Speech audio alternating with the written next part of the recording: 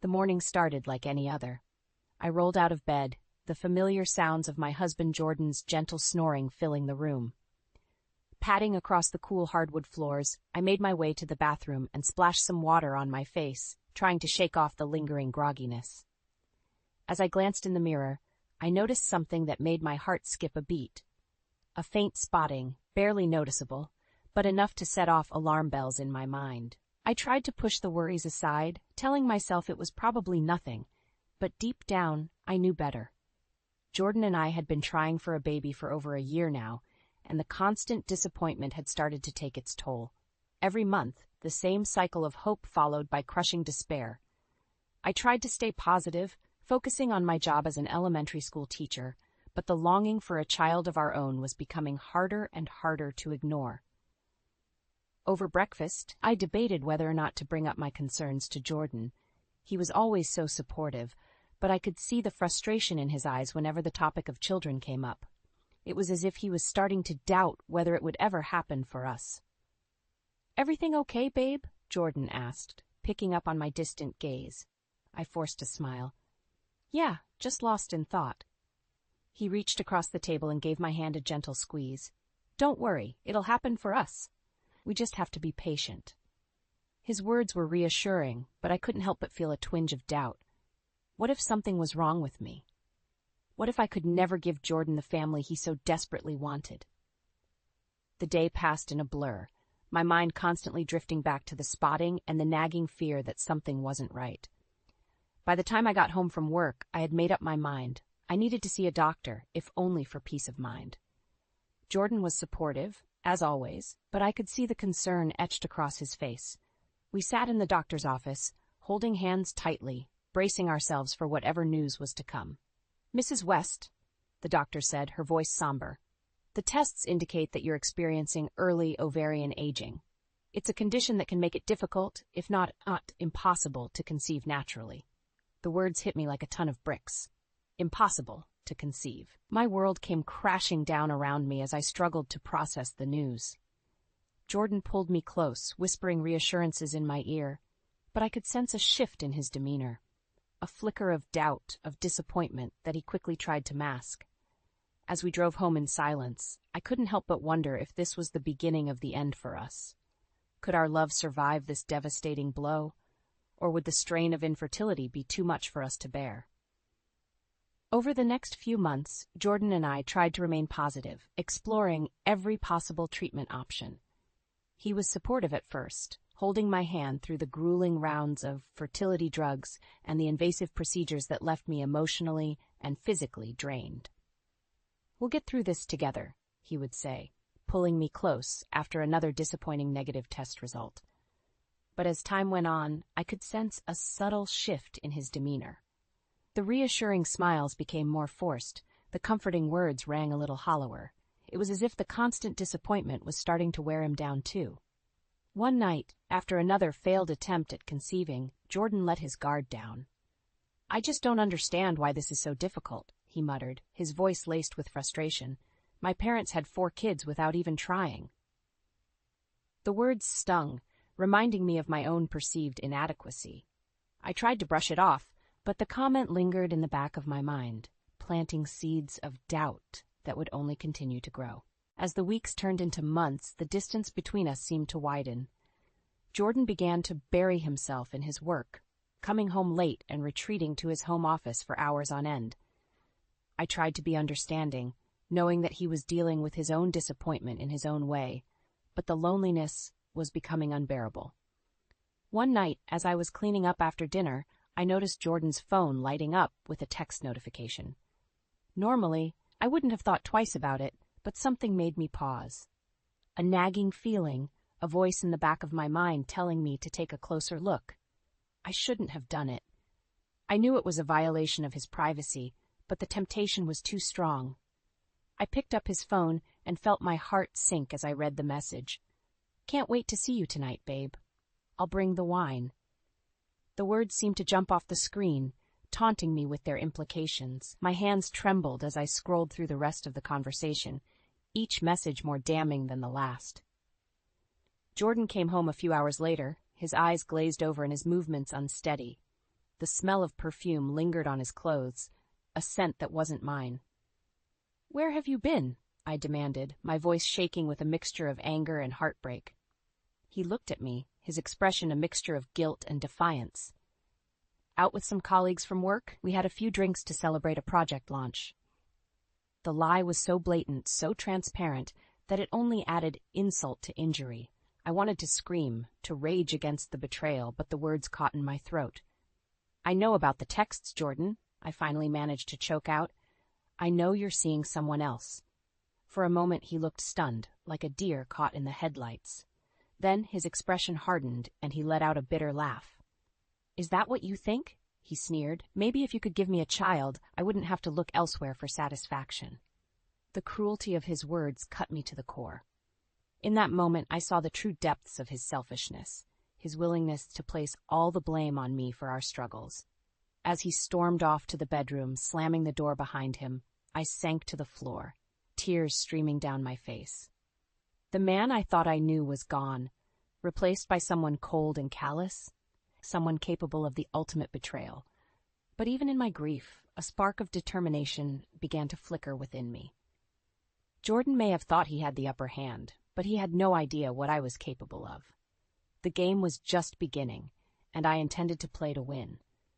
The revelation of Jordan's infidelity hit me like a ton of bricks, but I refused to let it break me. As the days turned into weeks, I found myself retreating into a shell, isolating myself from friends and family as I grappled with the pain and betrayal. Jordan, for his part, seemed wholly unrepentant.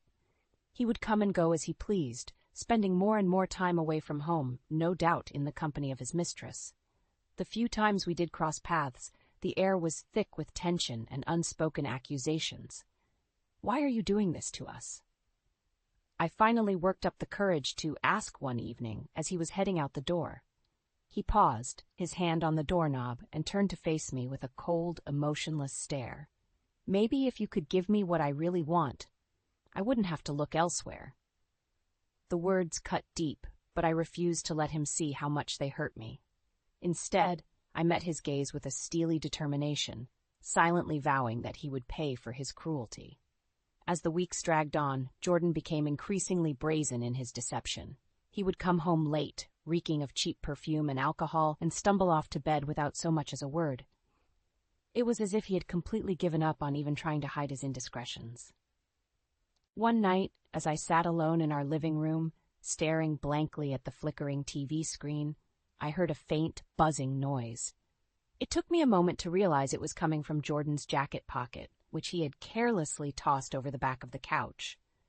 Part of me knew I shouldn't look, that I was only setting myself up for more heartache. But another, more primal part of me couldn't resist the temptation. With trembling hands, I reached into the pocket and pulled out his phone. The screen was lit up with a string of text messages, each one more damning than the last, explicit photos, suggestive comments, and promises of secret rendezvous that made my stomach churn. As I scrolled through the messages, a sense of rage began to build within me. How dare he? How dare he betray me in such a callous, brazen way? The man I had once loved, the man I had vowed to stand by through thick and thin, was nothing more than a snake in the grass, a selfish, deceitful coward. That's when I made a decision. I wasn't going to sit idly by and let Jordan continue to humiliate and disrespect me. No, it was time to take matters into my own hands. If he wanted to play games, then I would play too, and I would make sure I came out on top. From that moment on, I became a woman possessed. I started keeping a meticulous log of Jordan's comings and goings, documenting his every lie and indiscretion. I gathered evidence, screenshots of the damning text messages, receipts for expensive gifts and hotel rooms that he had no doubt charged to our joint account. And all the while, I played the part of the oblivious, dutiful wife, lulling Jordan into a false sense of security. He had no idea that the ground was shifting beneath his feet, that his carefully constructed web of lies was about to come crashing down around him. It was a dangerous game I was playing, but I was fueled by a burning desire for justice, for revenge. Jordan had made a grave mistake in underestimating me, and he was about to learn that lesson the hard way. Little did he know, the true storm was only just beginning to brew. As the weeks passed, I found myself becoming consumed by my quest for revenge, meticulously gathering evidence of Jordan's misdeeds. But even as I built my case against him, a part of me still clung to the hope that it was all some terrible misunderstanding. That hope was shattered one night at a neighborhood party. Jordan and I had agreed to make an appearance, putting on a united front for the sake of appearances. As we mingled with our friends and neighbors, making small talk and sipping lukewarm beer, I couldn't help but feel a sense of unease. And then, out of the corner of my eye, I saw her. A petite blonde woman, no older than 25, sauntering across the room with a confidence that bordered on arrogance. Our eyes met briefly, and she flashed me a sickly sweet smile that sent a chill down my spine. "Who's that?" I asked Jordan, trying to keep my voice casual. He followed my gaze, and I saw his expression shift ever so slightly. "Oh, that's Kaylee. She's new to the neighborhood." The way he said her name, the slight catch in his breath, told me everything I needed to know.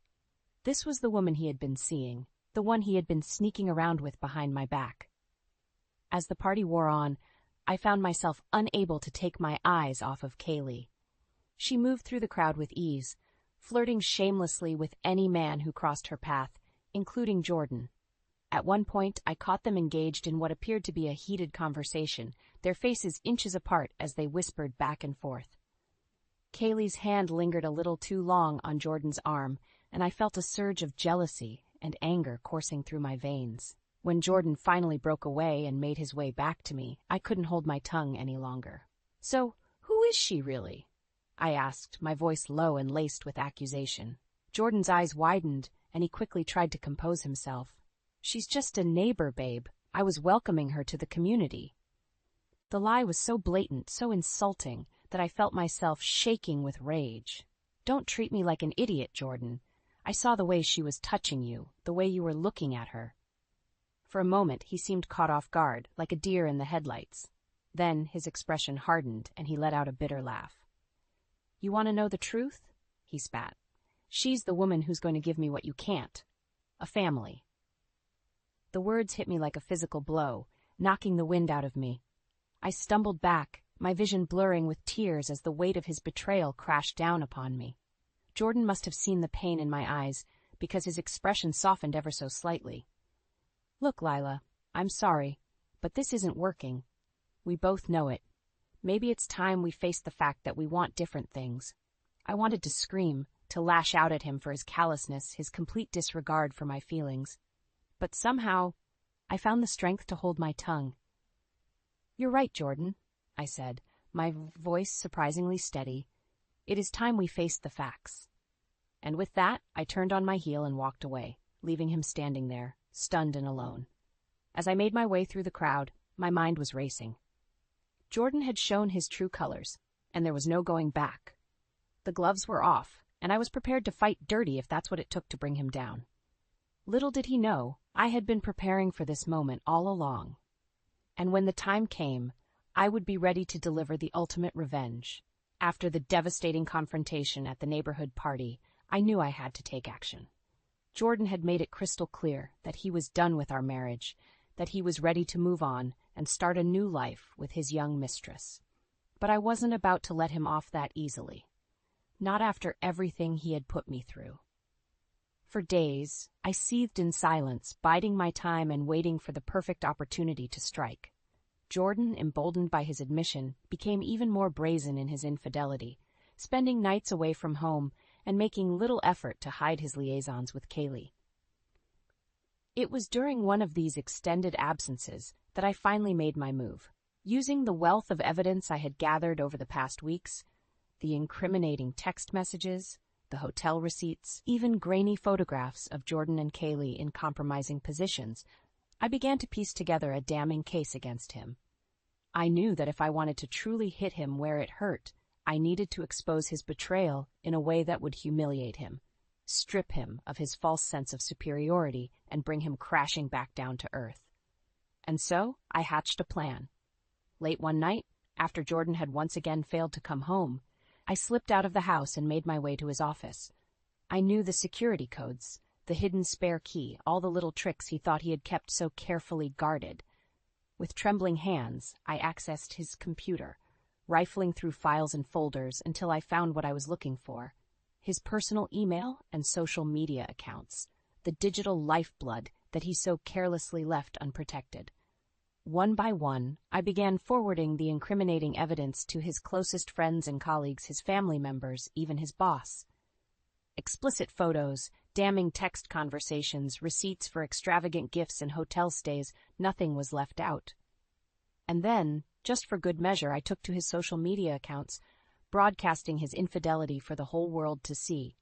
To my so-called husband, Jordan West, I wrote, my fingers flying across the keyboard with a newfound sense of empowerment.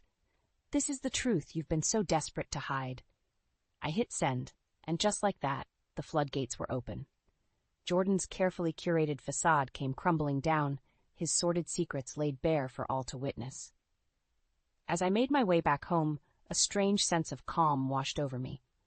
I knew that the fallout would be nuclear, that Jordan's world was about to implode in spectacular fashion. But for the first time in months, I felt like I was finally in control of my own destiny. Jordan came stumbling in just before dawn, his shirt rumpled and his hair disheveled. He reeked of alcohol and cheap perfume, the telltale signs of another night spent in Kaylee's arms. He didn't even look at me as he staggered towards the bedroom, lost in his own drunken haze. It wasn't until later that morning, when his phone began to buzz incessantly with a barrage of calls and text messages, that the reality of what I had done began to sink in. "What the hell is going on?" he demanded, his voice thick with panic as he scrolled through the damning evidence that I had so carefully curated. I simply shrugged, a small, satisfied smile playing across my lips. "I believe the truth is finally out, Jordan." His eyes widened in horror as the full weight of my actions hit him. In that moment, I could see the arrogance, the smug sense of superiority draining from his face. "You're going to pay for this," he hissed, his hands balling into fists at his sides. But I wasn't afraid. Not anymore.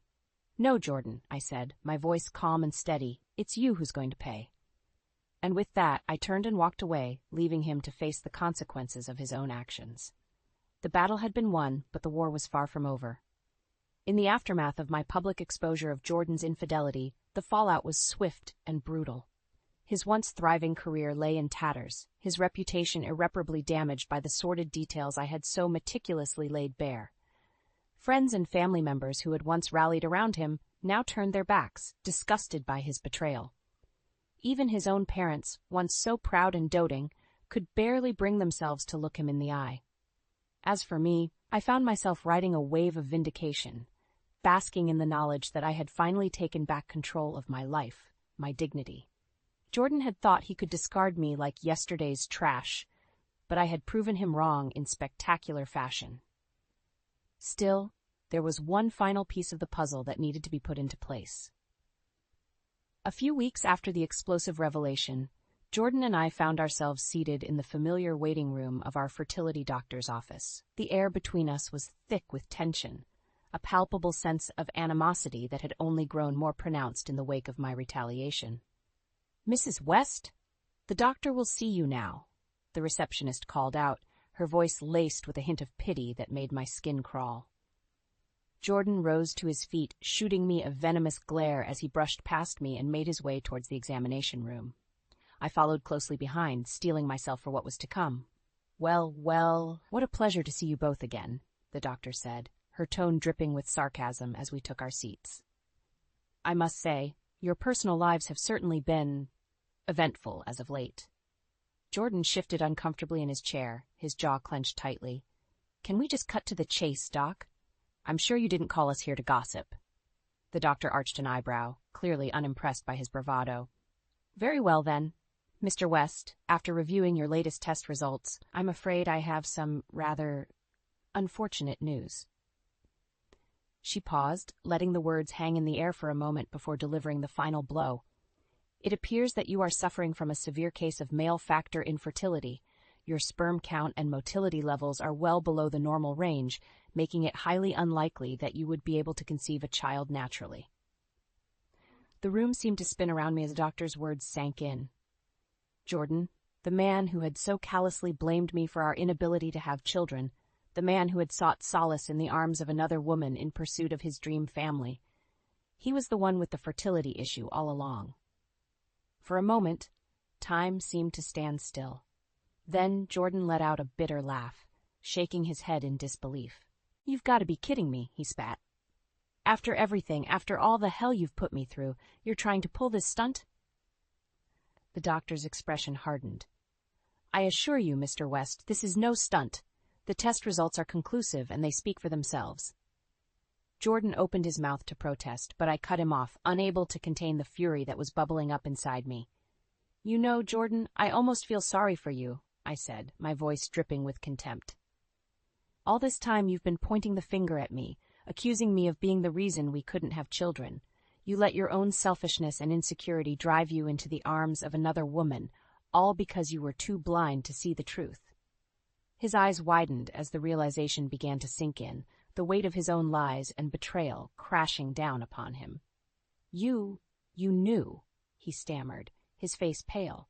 "This whole time, you knew." I couldn't help but let out a bitter laugh. "Of course I knew. Did you really think I was going to let you get away with what you did to me, to us?" The doctor cleared her throat, clearly uncomfortable with the unfolding confrontation. "Perhaps we should continue this discussion another time, when emotions have had a chance to settle." But I wasn't done yet, not by a long shot. "No, doctor, I think it's time Jordan heard the full truth," I said, turning to face him head-on. "You see, while you were off gallivanting with that little tramp, I was busy collecting evidence. Every sordid detail, every dirty little secret. I have it all." Jordan's face drained of color as the weight of my words sank in. In that moment, he knew he had been beaten at his own game, outmaneuvered and outsmarted by the very woman he had so callously discarded. "And now, thanks to your own carelessness, the whole world knows exactly what kind of man you really are." I continued, relishing in the look of abject horror on his face. A liar, a cheat, a coward who was too weak to face his own shortcomings. Silence hung heavy in the air, punctuated only by the sound of Jordan's ragged breathing. For once in his life he was utterly speechless, stripped of his bravado and left to confront the harsh reality of his own actions. As we left the doctor's office, Jordan trailing behind me like a wounded animal, I couldn't help but feel a sense of triumph. The battle had been long and hard fought, but in the end justice had prevailed, and for the first time in a long time I felt truly free. In the days following the devastating revelation of Jordan's infertility, I found myself riding a wave of vindication and triumph. After months of being gaslit and betrayed, the tables had finally turned, and Jordan was the one left reeling in the aftermath of his own lies and deceit. But my quest for justice was far from over. As word of Jordan's indiscretions spread like wildfire through our small community, I knew I had to strike while the iron was hot. I had already exposed him to our closest friends and colleagues, but there were still those who remained blissfully unaware of the true depths of his betrayal. And so, I hatched a plan, one that would ensure Jordan's humiliation was complete and inescapable. It was a warm summer evening when I invited both of our families over for a casual get-together. Jordan, still reeling from the bombshell I had dropped at the doctor's office, was in no position to protest. One by one, our loved ones trickled in, exchanging pleasantries and sipping on cool drinks as the golden sun dipped below the horizon. Jordan plastered on a forced smile, doing his best to maintain the illusion of normalcy despite the palpable tension in the air. Little did they know, I had already set the stage for the ultimate reveal. As the night wore on and the conversations began to flow more freely, I seized my opportunity. Clearing my throat, I clinked my glass with a fork, commanding the attention of the room. "Friends, family, thank you all for being here tonight," I began, my voice steady and confident. "I know these past few months have been trying for all of us, but I think it's time we address the elephant in the room." Jordan's eyes went wide, his knuckles whitening as he gripped the arms of his chair. He knew what was coming, but he was powerless to stop it. "You see, for a long time I believed that our struggles to conceive were my fault," I continued, my gaze sweeping across the rapt faces of our guests. "Jordan led me to believe that I was the one with the fertility issues, that my body was letting us down." A collective gasp rippled through the room, and I could see the looks of pity and concern etched on their faces. They had no idea what was about to hit them. But the truth is, Jordan was the one who was unable to give me the child I so desperately wanted, I said, my voice growing stronger with each word. He was the one who was shooting blanks, so to speak. Jordan let out a strangled sound, his face flushing a deep crimson as the gravity of my words sank in. But I wasn't done yet, not by a long shot. And instead of being honest with me, instead of facing the truth like a man, he chose to betray me in the worst possible way. I paused for effect, letting the weight of my next words linger in the air. He cheated on me, with a woman half his age, no less. The room erupted in a cacophony of gasps and murmurs, eyes darting between Jordan and me in disbelief. "That's a lie!" Jordan shouted, shooting to his feet in a rage. "She's twisting the truth, manipulating all of you." But it was too late. With a few deft taps on my phone, I had already set my plan in motion. Suddenly, the room was filled with the unmistakable sounds of Jordan's voice, captured in a damning audio recording I had made during one of our many heated arguments. "You're never going to be able to give me what I really want." His voice crackled through the speakers, laced with venom. "A real family, with kids of my own. Maybe it's time we face the facts. This marriage is over." A deafening silence fell over the room as the recording faded out, punctuated only by the sound of Jordan's ragged breathing.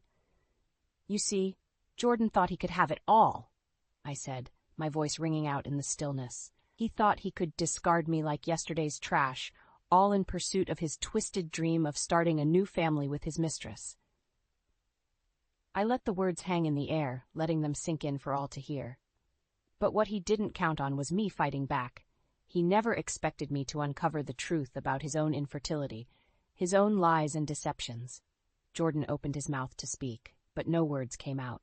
He was utterly defeated, laid bare before the very people he had once tried so hard to impress. As our loved ones filed out one by one, casting disgusted glances in Jordan's direction, I couldn't help but feel a sense of triumph. The battle had been hard fought, but in the end, justice had prevailed. And as I watched Jordan slink away, his head hung in shame, I knew that my quest for revenge was finally complete. In the aftermath of my explosive revelation, Jordan's world came crashing down around him. His once promising career was left in tatters, his reputation irreparably tarnished by the sordid details of his infidelity and deception. It didn't take long for the fallout to reach Kaylee, the young mistress who had so brazenly inserted herself into our marriage. As the truth of Jordan's lies and my vengeance came to light, she was quickly cast aside, reduced to a mere footnote in the twisted saga of our unraveling.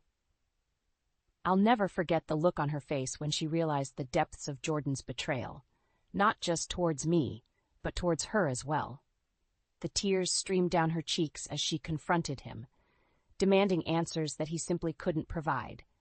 "You told me you were going to leave her," she had sobbed, her voice thick with anger and heartbreak. "You said we were going to have a family together." Jordan, for once, was rendered speechless. The mask of arrogance and bravado he had worn for so long had finally slipped away, leaving him exposed and vulnerable. "Kaylee, he stammered, his eyes darting around the room in desperation. "It's not what you think." But she wasn't having any of it. With a strength I didn't know she possessed, she gathered her things and stormed out, leaving Jordan to wallow in the wreckage of his own making. As for me, I found myself, slowly but surely, picking up the pieces of my shattered life. The road to healing was a long and arduous one, but with each passing day I could feel the weight of Jordan's betrayal lifting from my shoulders. I threw myself into my work, pouring my heart and soul into teaching and connecting with my students in a way I never had before. Their smiling faces, their boundless energy and enthusiasm became a balm for my wounded spirit. And slowly but surely, I began to rebuild my social circles, surrounding myself with people who truly cared for me, friends and family members who had stood by me through the darkest of times. It wasn't easy, and there were moments when the pain and anger threatened to consume me once again. But I was determined to emerge from this experience stronger, more resilient, and more grateful for the people and things that truly mattered. As for Jordan, his fall from grace was as spectacular as it was well-deserved. Without the support of his family and friends, and with his professional reputation in tatters, he found himself adrift, grasping at straws in a desperate attempt to salvage what was left of his life. The last time I saw him was at the courthouse, where we had gathered to finalize the terms of our divorce. He looked like a shell of his former self, his once confident demeanor replaced by a haunted, hollow gaze. "Lila," he said, his voice barely above a whisper as he approached me in the hallway. I don't know what to say." I regarded him coolly, my heart hardened by the months of pain and betrayal he had put me through. "Then don't say anything," I replied, my voice firm and unwavering. "You've said more than enough already." He opened his mouth as if to protest, but the words seemed to die on his lips. Instead, he simply nodded, a flicker of resignation passing across his face, and with that, he turned and walked away, disappearing from my life for good. In the months and years that followed, I found myself gradually letting go of the anger and bitterness that had once consumed me. Jordan's transgressions, while painful, no longer held the same power over me. I had emerged from the ashes of our failed marriage like a phoenix, reborn and reinvigorated, ready to embrace the next chapter of my life with open arms. And as I looked towards the future, one thing was certain. I would never again allow myself to be defined by the actions of others, nor would I ever let someone like Jordan take away my sense of self-worth and dignity. I was my own woman, strong and resilient, and nothing, not even the cruelest of betrayals, could ever change that. Hi there, I'm Elizabeth, and I'm 27 years old. Douglas and I have been wed for 2 years. Although we are not yet parents, the sudden death of Douglas's father, Keith, changed our lives drastically. Everyone was completely taken aback by his unexpected demise from a heart attack. Douglas and I were living in a different state at the time, distant from his family. Subtly, Douglas's uncle made a suggestion during the funeral that Douglas was supposed to go back home because he was Keith's only son and youngest. He was needed by the family, particularly by his mother Ashley, who would require assistance following the death of her husband. Douglas informed me a few months later that he had made plans to move to an office close to his family's house. I was greatly offended by his choice, which he made without consulting me. I believed that such a significant shift in our lives ought to have been decided upon jointly. Douglas apologized and acknowledged that he had anticipated my opposition to the proposal when I voiced my anger. He clarified that he believed it would be best to move closer in order to support his mother. Additionally, he brought up my tense relationship with Ashley and stated that he didn't want it to affect his choice. Ashley and I have never had a good relationship.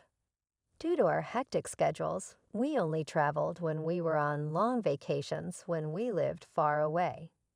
Ashley frequently bemoaned our infrequent visits, contrasting us with Douglas's sisters, Stephanie and Catherine, who reside close and frequently visit. Douglas consistently stood up for us, claiming that regular visits were challenging due to our distance and employment obligations. But Ashley's biggest grievance with me has always been that we don't yet have kids. She freely asked why we hadn't started a family during a summer visit, concentrating on if I could even conceive. For me, it was a really embarrassing time. In spite of everything, I chose to move in with Douglas. I assumed I could get by since we wouldn't be spending all of our time at his mother's house. Ashley seems really pleased with my choice, which surprised me. She even asked me to tea a few weeks after we moved. I grudgingly decided to go because this was the first time she had tried so hard. Ashley and Stephanie were waiting to welcome me when I got to Ashley's house. "Elizabeth, it's been so long," Stephanie stated in a mocking tone. "Since you moved here, why haven't you come?" I already felt bad about coming. "I was so happy when you decided to move closer, but it seems I was wrong," Ashley replied, sounding almost joyous. "I take it you don't like me." I was surprised by what she said. This move was obviously going to be more complicated than I had anticipated. The stress I had previously experienced had only gotten worse. and I became aware that there might be difficulties ahead in this new phase of our life that I wasn't entirely ready for. I considered confirming Ashley's suspicion to see how she would respond, but I changed my mind. Rather, I said, I don't think you're bad. I've simply been feeling ill as a result of acclimating to the new surroundings. That was partially true. Douglas hadn't even informed me of this visit, and I had been sleeping a lot at home due to fatigue. Why had I come here to listen to their critical comments? Ashley wasted no time accusing me of not liking her, but wasn't it the other way around? How are we supposed to get along when the atmosphere was always like this? Before I could even process her words, Steph jumped in sharply, saying, "How can you talk to your mother-in-law like that? Apologize to her right now." I expected Ashley to get angry or scold me, but what she said next left me completely surprised. "You're right," she said. "I've been mean, and I'm sorry, Elizabeth. I'm also sorry about the things I said about children. I was being nosy." Her tone wasn't sarcastic or harsh. It was genuinely apologetic. I braced myself, expecting some hidden jab or lecture, but it didn't come. Even Stephanie looked surprised. Then Ashley confessed something that caught me off guard. "All I've ever wanted is to hold a grandchild," she said quietly. She explained that Stephanie's husband was infertile, and Catherine seemed to be having trouble conceiving as well. Because of this, Ashley had pinned all her hopes on Douglas and me. I had known about Stephanie and Catherine's struggles, and hearing this softened my frustration a little. Douglas and I had talked about having children and were considering it, but I didn't like the pressure Ashley was putting on us. I decided to speak up. "Please just give us some time," I said, lowering my head slightly.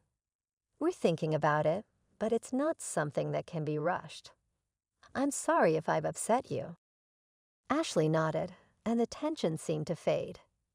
"Do you visit us sometimes?"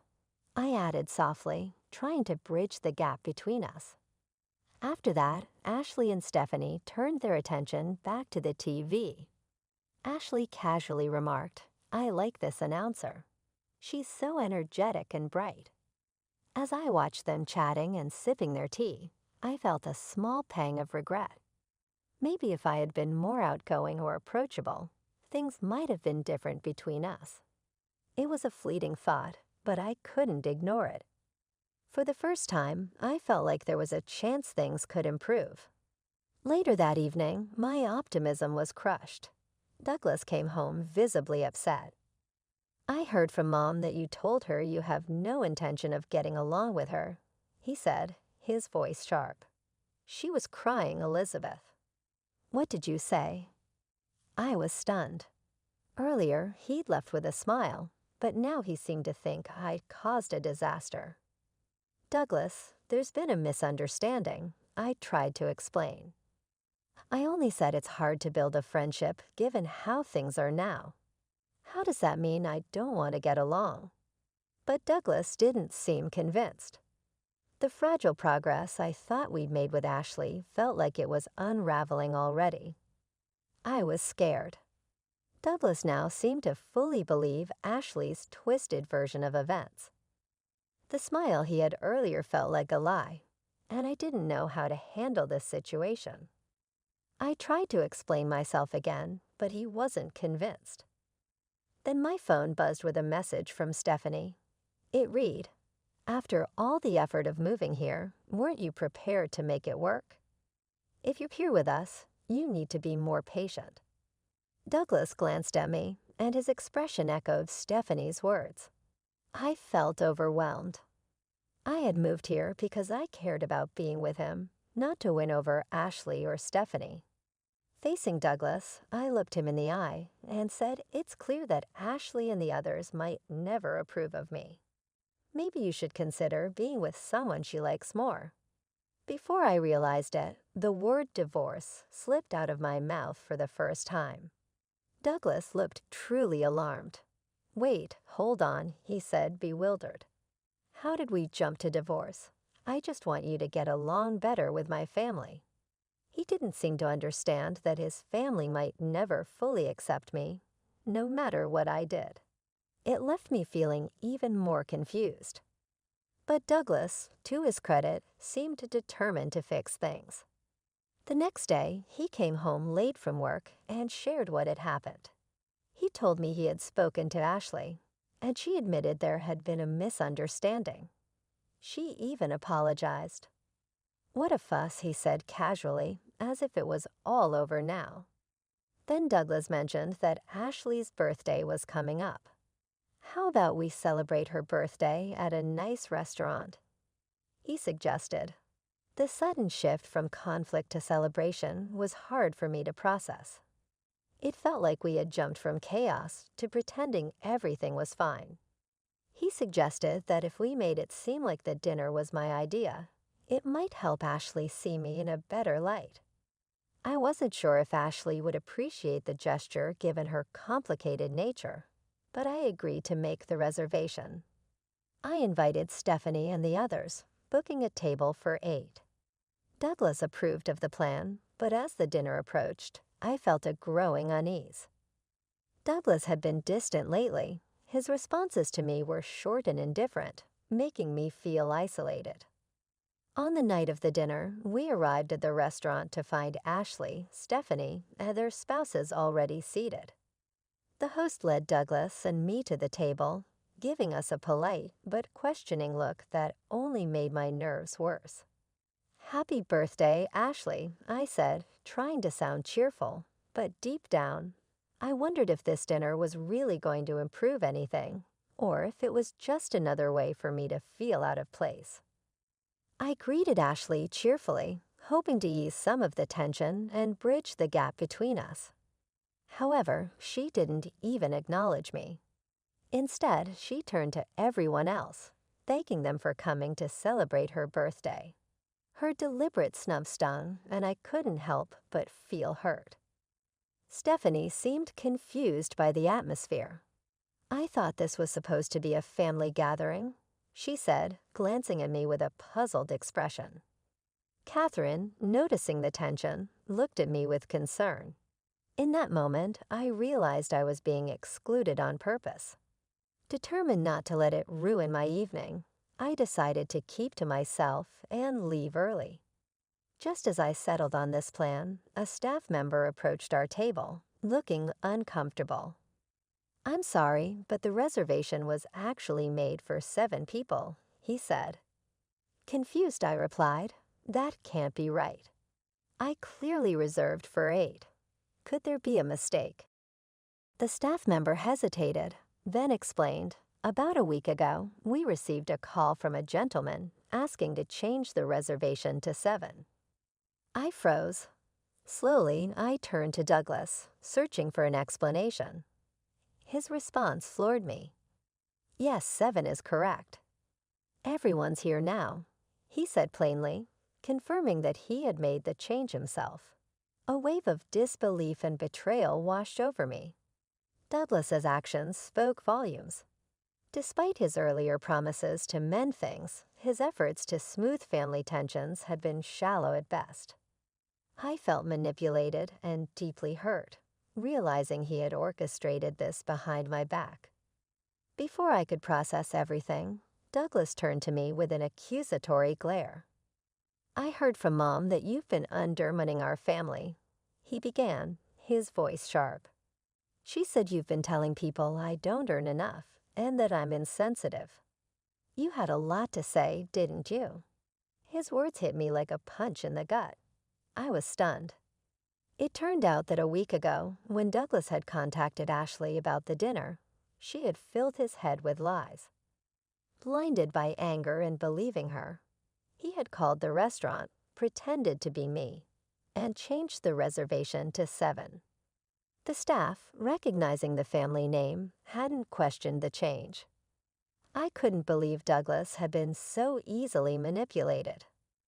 The realization that he had sided with Ashley without even asking me for the truth was deeply unsettling. In that moment, I questioned why I was even there. I confronted Douglas, demanding that he apologize to everyone at the table and reflect on his actions. But instead of apologizing, he did something unexpected. He insisted that his actions were justified. "I just wanted to make sure things went smoothly," he said, as if that excused everything. His refusal to take responsibility made it clear that the distance between us wasn't just physical, it was emotional. I didn't know how or if it could be repaired. I thought about apologizing to my in-laws just to keep the peace, but deep down I knew I couldn't do it. I hadn't done anything wrong, and I refused to admit to things I never said. Besides, what was the point of a marriage where my husband believed his mother over me? Tears of frustration filled my eyes as I questioned why I had even followed Douglas here. Seeing my distress, Douglas began to panic, but it was too late. The damage had already been done. Ashley, watching everything unfold, had a smug smile on her face, clearly satisfied that her plan was working. Her manipulations had succeeded in driving a wedge between us. I looked at Douglas coldly and said, "Next time, marry someone younger and more obedient. Maybe then you'll have children and be happier." Ashley's response was swift and cutting. "Elizabeth, why don't you just go back to your parents' house? A daughter-in-law is always an outsider. I can't see you as family. You're not charming at all, so please leave quickly." Her words stung, but they also solidified my decision. "I'll leave even without you telling me," I said firmly. "I'd like to see anyone get along with someone as twisted as you." With that, I turned and walked out of the restaurant. Douglas stayed behind, silent, with his head in his hands. Just as I reached the exit, I heard someone calling my name. I turned to see Catherine and her husband hurrying after me.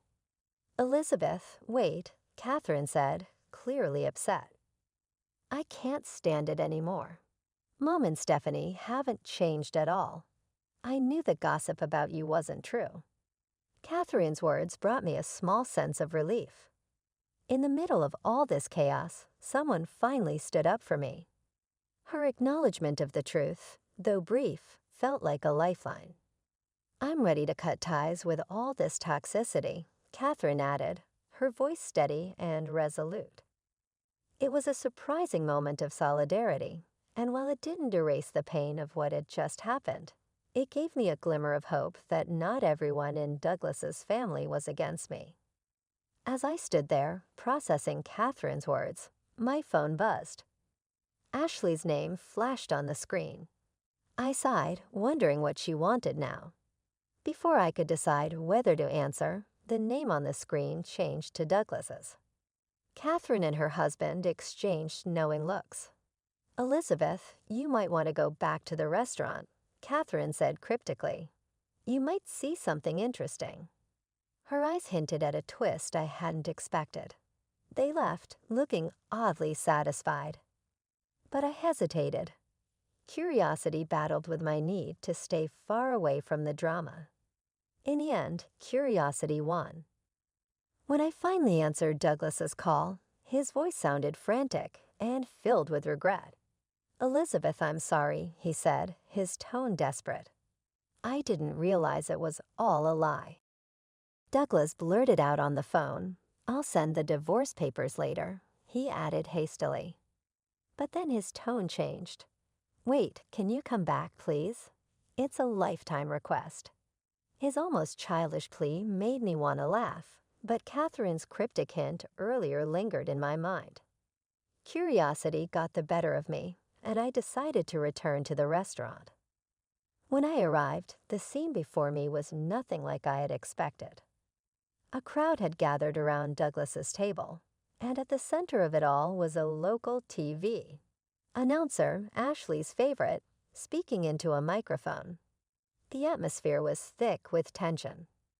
Ashley looked flustered, stumbling over her words as she tried to explain herself. "No, that's not it.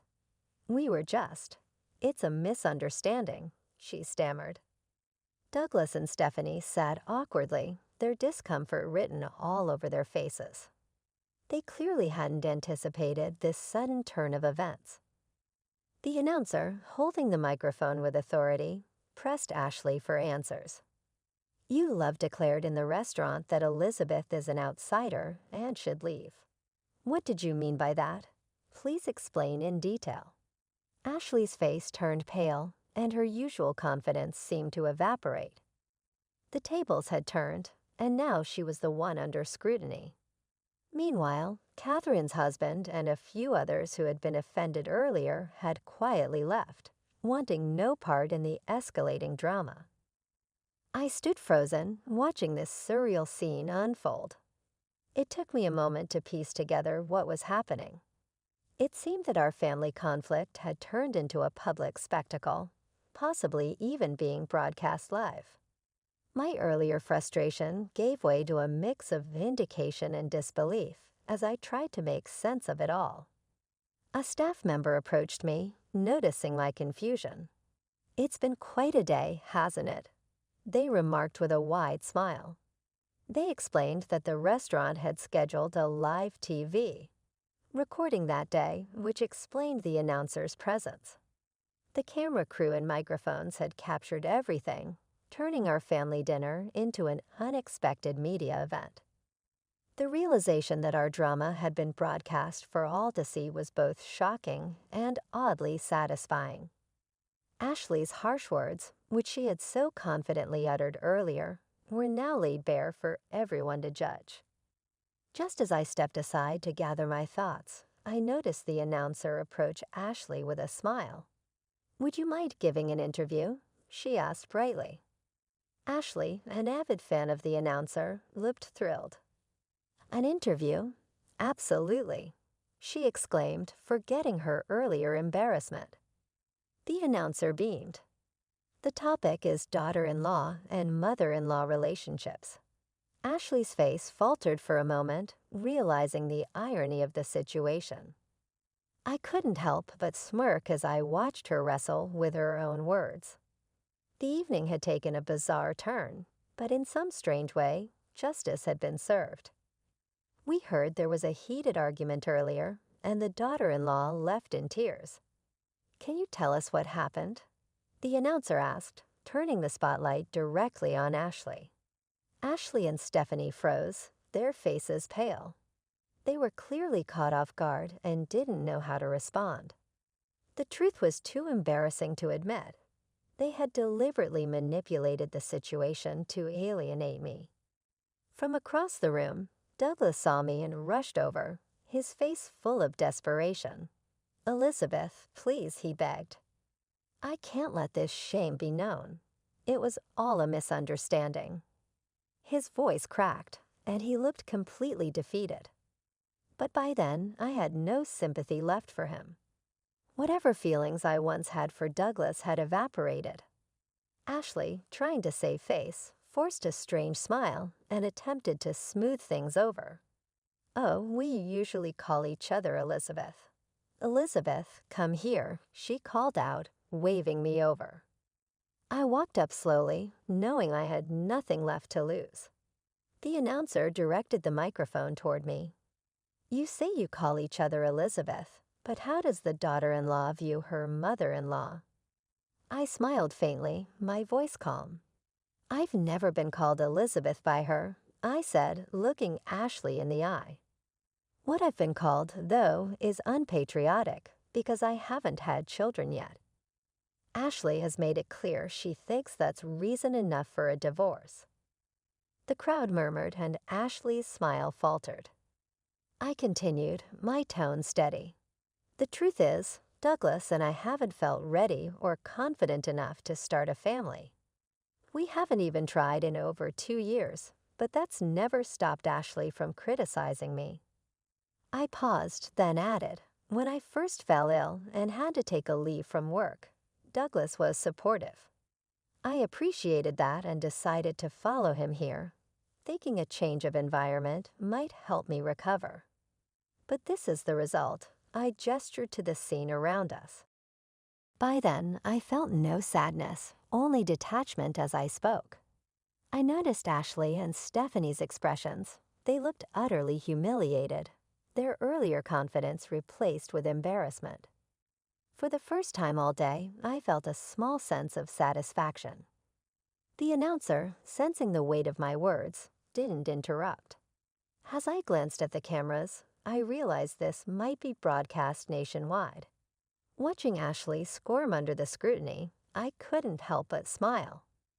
"Well," I said, turning back to Ashley, "since the daughter-in-law is considered an outsider, I guess I should leave.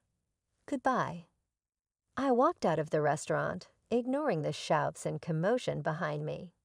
The day had been long, chaotic, and emotionally draining, but as I stepped outside, I felt an unexpected sense of freedom.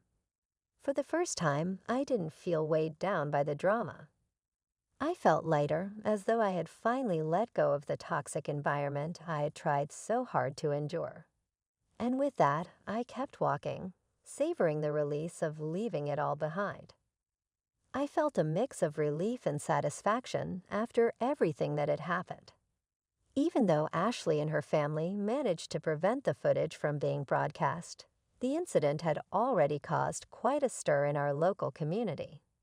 The story spread quickly among relatives and acquaintances, becoming the center of gossip and speculation. After the drama, I returned to my room, packed my belongings, and moved back to my parents' house. I sent Douglas the divorce papers, but he took his time responding. Frustrated by the delay, I started considering hiring a lawyer to finalize things. One day, I was shocked to see Douglas at my parents' house. Gerald, my father, who is often cool under pressure, took a hard stance. Douglas expressed his profound regret, stated that he wished to break off contact with his family, and pledged to fully trust me going forward. But I thought his remarks were meaningless. It came too late and too little. Gerald didn't hold back, clearly disturbed by the hurt Douglas had caused me over the years. He questioned aggressively, "Why didn't you realize this sooner? After all these years, what have you done to Elizabeth? Simply sign the divorce documents and go." Douglas's face was etched with remorse. He gave the signed divorce papers to her, trembling. It didn't matter that his handwriting was weak and hardly readable. Our marriage was formally over when the paperwork was processed without any problems. I soon discovered more about the reality of Stephanie's predicament. As she had stated, her husband was not the reason of her infertility. Rather, it was her own health problems. Her own marriage ended as a result of this realization. She stopped going to see Ashley and ceased being involved with the family. Douglas, who is now divorced, moved back to their little village to live with Ashley. They probably had to deal with constant gossip and criticism from others, but I was no longer interested in their lives. I had finally closed that chapter of my life. My life started to become better in the months that followed.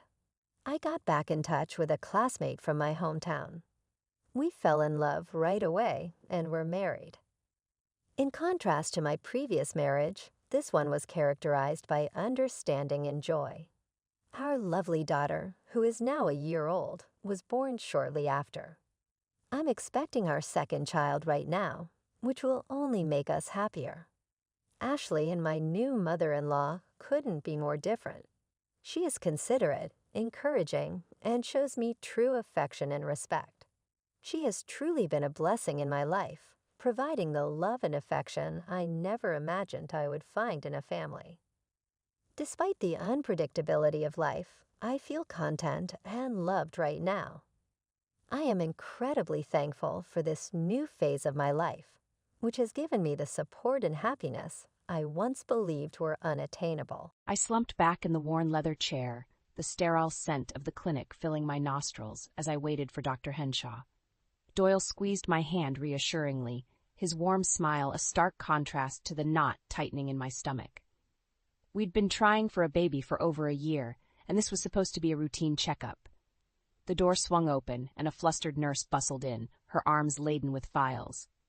"Mrs. Carter, Mr. Carter," she nodded, rifling through the papers. Ah, congratulations are in order, it seems, she beamed at Doyle. The little one is due in 7 months. Alara must be over the moon. The room tilted as the words hit me like a sledgehammer. Alara? A baby? My heart pounded in my ears as I shot Doyle an accusatory glare, but his brow was furrowed in confusion. I think you have the wrong file, he stammered, his face paling. The nurse's eyes widened, and she hastily checked the paperwork. Oh, goodness, you're right. My apologies.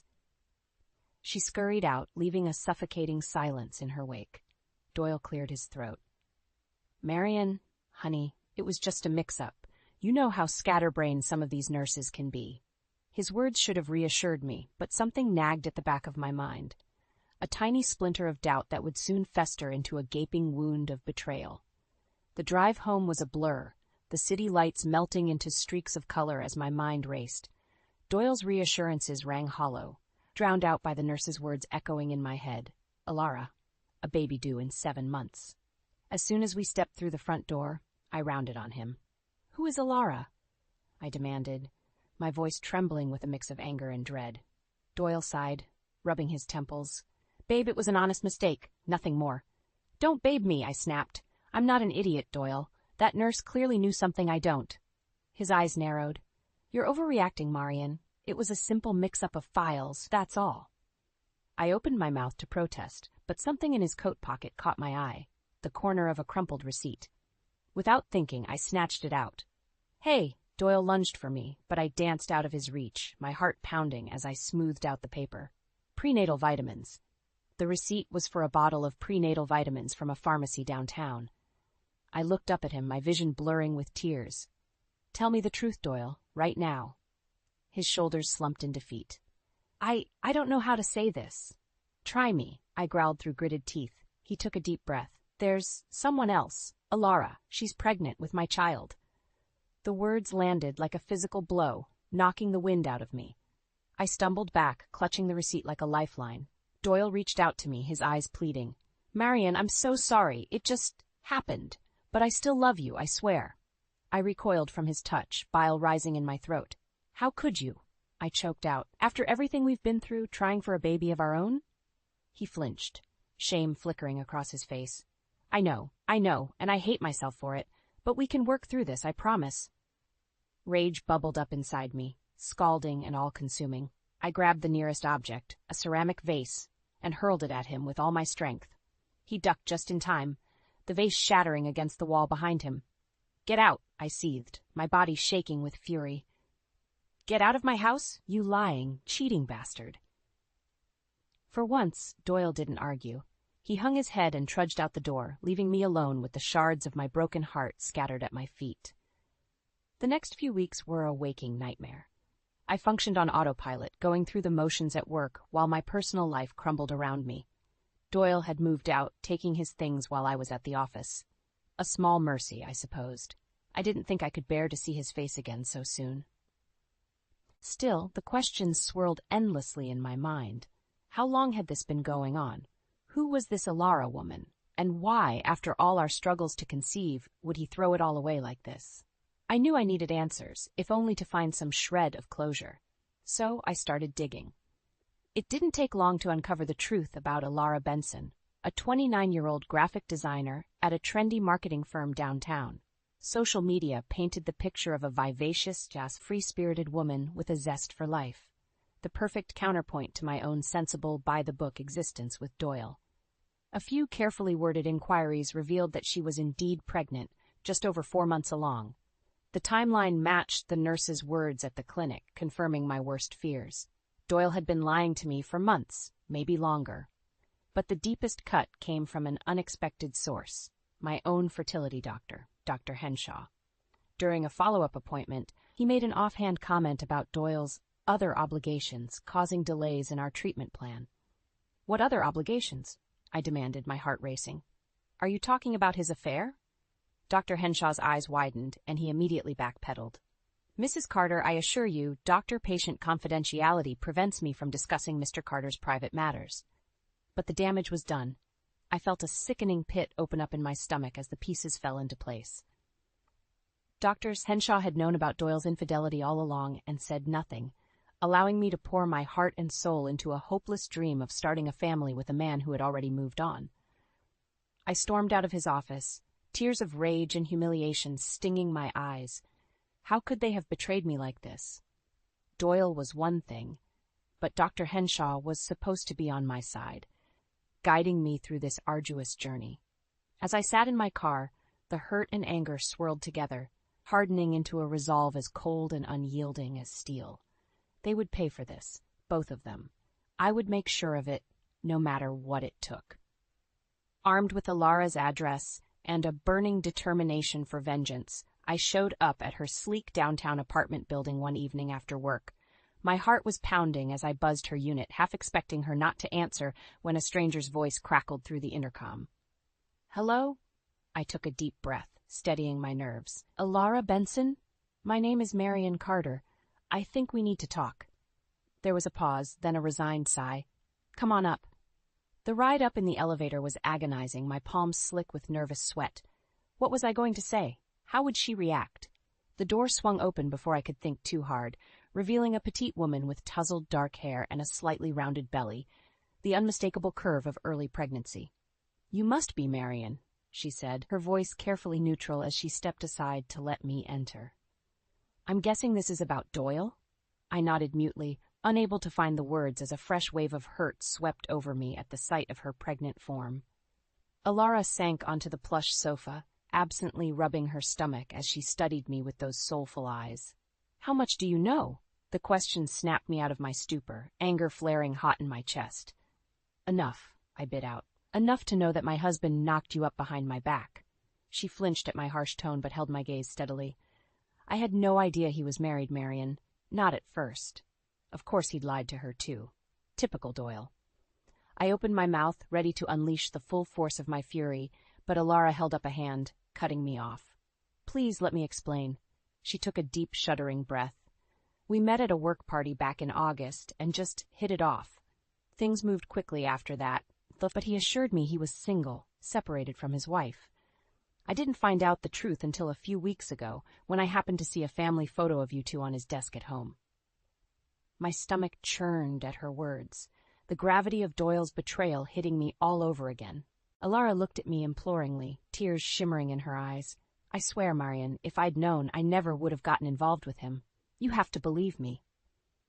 In that moment, as I stared at this woman carrying my husband's child, I saw the same hurt, the same anguish reflected in her expression that I felt clawing at my insides. We were both victims of Doyle's selfish lies. A twisted sense of kinship washed over me then, bonding us in our shared pain. This poor woman had been just as deceived as I was, maybe even more so. Slowly, I crossed the space between us and sank onto the couch beside her. "I believe you," I said, my voice barely above a whisper. "And Doyle is going to pay for what he did to both of us." Alara's eyes widened, then hardened with resolve. She gave a brisk nod. "Tell me what you need me to do." The weeks leading up to Doyle's birthday party were a flurry of covert planning and deception. Alara and I worked tirelessly, coordinating every detail under the guise of throwing him a surprise celebration. Little did he know, we had something much more explosive in store. "You're sure about this?" Alara asked one evening as we pored over the guest list. "There's no going back after tonight." I glanced around my living room at the cheerful decorations and gift-wrapped boxes stacked in the corner, all a carefully constructed ruse. "Absolutely, he needs to be exposed in front of everyone who thinks he's this upstanding, trustworthy guy." Her jaw tightened and she gave a resolute nod. "Then let's do it."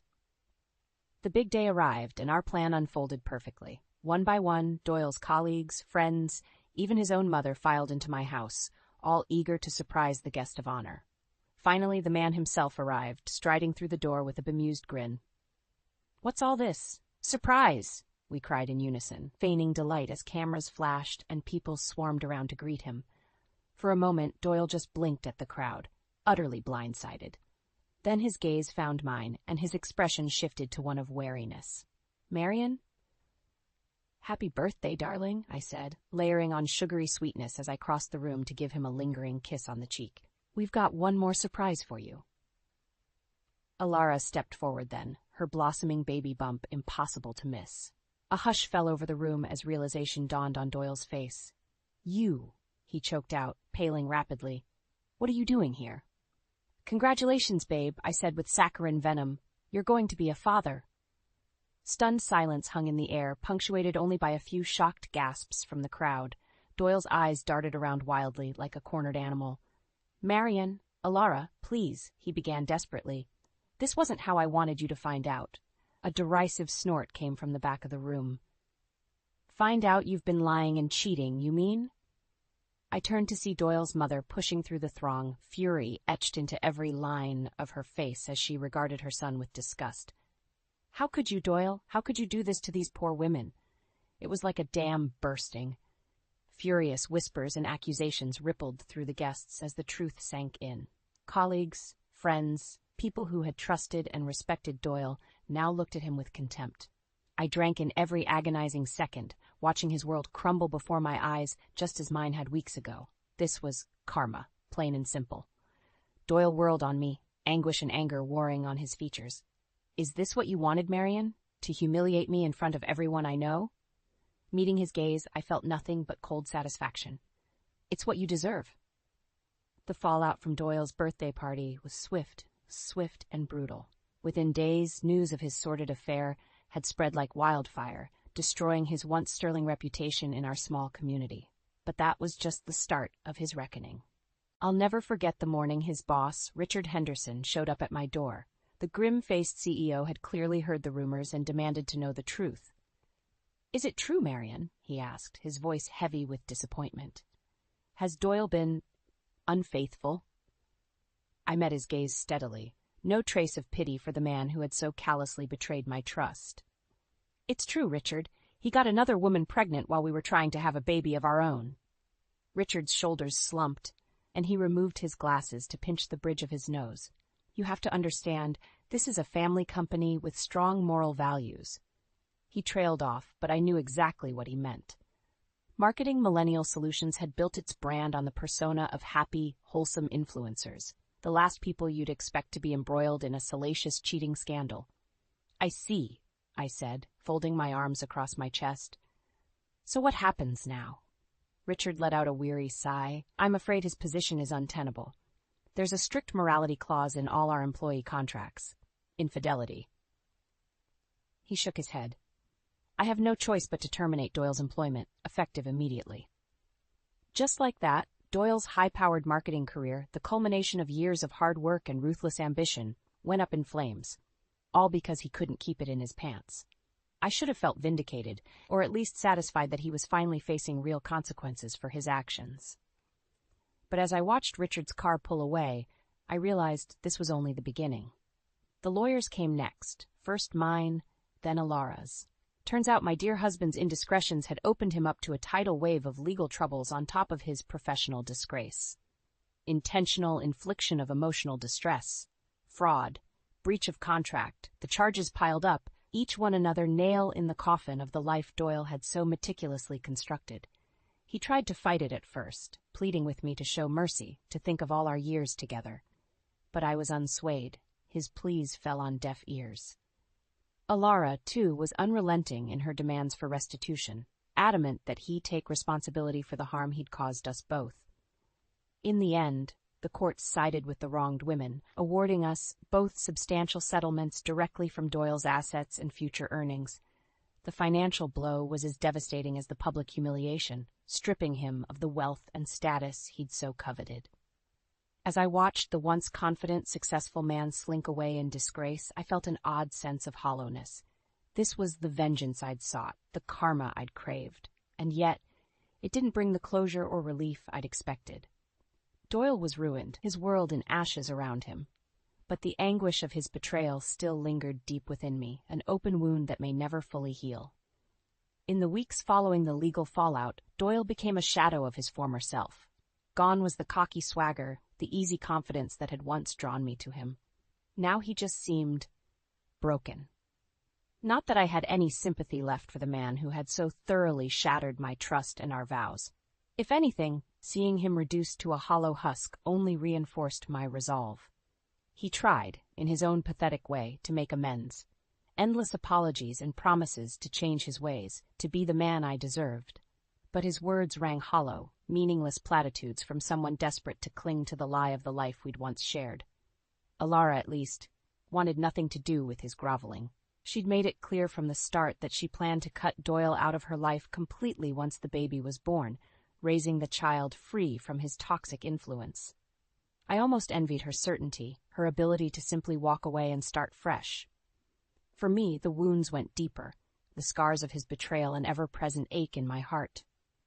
Then one rainy evening, there was a heavy knock at my door. I opened it to find Doyle on my doorstep.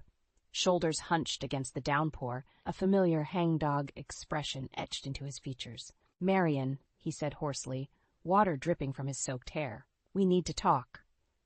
Part of me wanted to slam the door in his face, to shut him out, as he had shut me out of his life for all those months with Alara. But something in his haunted eyes gave me pause. With a resigned sigh, I stepped back to let him in from the rain.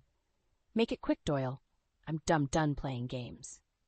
He flinched at my blunt words, then nodded solemnly as he followed me into the living room. "I know, and you're right. You deserve better than any more of my lies and deception." For a moment he seemed to struggle, Adam's apple bobbing as he swallowed hard. "I came to say goodbye, Marion, and to beg for your forgiveness one last time." I opened my mouth, a biting retort on my lips, but he pressed on, his voice thick with emotion. "What I did, there are no excuses, no justifications for the pain I caused you and Alara. I was selfish and arrogant, taking both of you for granted in my pursuit of... I don't even know what, honestly." His gaze, those warm brown eyes that had once made my heart skip a beat, bored into me with raw sincerity. "You were the best thing that ever happened to me, Marion, and I threw it all away like a damn fool." I swallowed hard past the lump forming in my throat, my anger slowly ebbing in the wake of his chillingly honest confession. A part of me, the part that still stubbornly clung to the memories of the man I'd fallen in love with, wanted so badly to offer him absolution. But I knew that was impossible now. Too much had happened, too much trust betrayed. The old Doyle, the man I thought I knew, was gone, and no amount of pleading would undo the rift he himself had created. So instead, I simply said, "Goodbye, Doyle. I hope you can find some measure of peace for your sake, but we're through." His face crumpled for the briefest moment before the mask slipped back into place, leaving only a haunted sort of resignation behind. With a somber nod, he turned and let himself out, the door clicking shut behind him with a sobering finality. I stood there alone in the silence, raindrops pattering against the windows, wondering if that gaping void in my heart would ever heal. The months that followed were a slow, painful process of picking up the shattered pieces of my life and trying to rebuild. Doyle's betrayal had left me adrift, questioning everything I thought I knew about love, trust, and the dreams we'd once shared. But I was determined not to let his selfish actions define me. I was more than just a scorned wife. I was a strong, capable woman who deserved a fresh start. The settlement from the legal battles had left me with a sizable nest egg, enough to finally pursue that long-deferred dream of opening my own cozy little bookshop. It seemed fitting, in a way, surrounding myself with stories Altry, finding solace between the pages when my own narrative had taken such a dark turn. I spent weeks scouring property listings until the perfect spot opened up, a quaint corner storefront in a charming downtown district. From the moment I stepped inside the aging but sturdy brick building, I could envision it all: overstuffed armchairs flanking a fireplace, shelves brimming with well-loved tomes, and the rich aroma of freshly brewed coffee wafting through the air. Transforming that empty shell into my literary haven was grueling work, between renovations, sourcing inventory, and handling all the logistical minutiae of opening a small business. But I poured myself into the project, finding refuge in the simple, methodical tasks that allowed me to push Doyle and all the pain of his deception to the back of my mind, if only for a little while. The day we opened our doors, I could scarcely believe how far I'd come. As I watched the first customers trickle in, marveling at the cozy book-lined interior with its plush seating and the inviting espresso bar, a sense of pride swelled in my chest. This was my life, my passion, profoundly my own, in a way nothing with Doyle ever could be. In the months that followed, The shop became my sanctuary, a cherished space where I could connect with others over the shared love of a good story. I savored the daily interactions with my patrons, swapping recommendations and bonding over the ability of the written word to transport, console, and inspire us.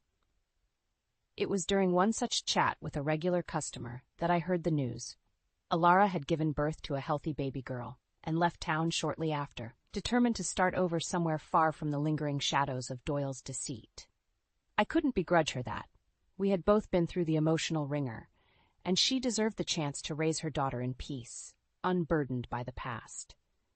In a way, we were kindred spirits, joined by our shared trauma yet emerging from the ashes like twin phoenixes, reborn and resolute in our fresh beginnings.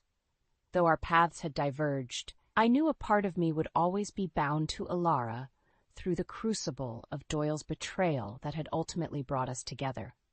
We exchanged numbers through the customer who had relayed the news, and a few days later, my phone pinged with an image, Alara cradling her newborn daughter, both of them bathed in golden sunlight. A simple caption accompanied the picture. "Here's to new chapters." As I traced the curve of the tiny infant's face, I felt a profound sense of release wash over me. Like Alara, I too was turning the page and allowing the hurt to finally begin fading. Our story may have started in darkness and deception, but we had both found the courage to rewrite our own endings, this time on our own terms. The scent of lavender fabric softener clung to Peter's shirt as I pulled it from the dryer. It was a comforting smell, one that usually brought a smile to my face, but not today. Today, as I reached into his pocket to check for loose change before folding, my fingers brushed against something cold and metallic. I fished it out, my heart racing as I uncurled my fingers. There, nestled in my palm, was a delicate gold wedding band. But it wasn't mine. Hannah? Peter's voice echoed from downstairs. "Have you seen my blue tie?" I froze, the ring burning in my hand. "Just a minute," I called back, my voice surprisingly steady. I quickly slipped the ring into my own pocket and grabbed his tie from the laundry basket. As I descended the stairs, Peter was pacing in the living room, checking his watch. "There you are," he said, barely looking up. "I'm running late for my meeting." I handed him the tie, studying his face. Did he know I'd found the ring? Was there a flicker of guilt in his eyes? But he just gave me a perfunctory peck on the cheek and headed for the door. "Peter," I said, my voice catching. He turned, eyebrows raised.